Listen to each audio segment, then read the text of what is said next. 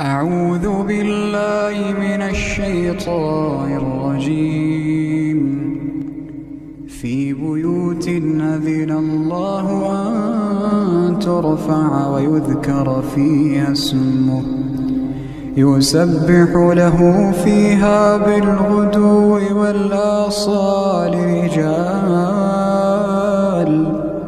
رجال لا تلهيهم تجارة ولا بيع عن ذكر الله وإقام الصلاة وإيتاء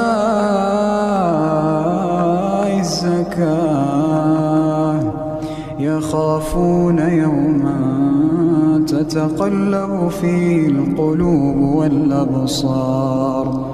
ليجزيهم الله أحسن ما عملوا ويزيدهم من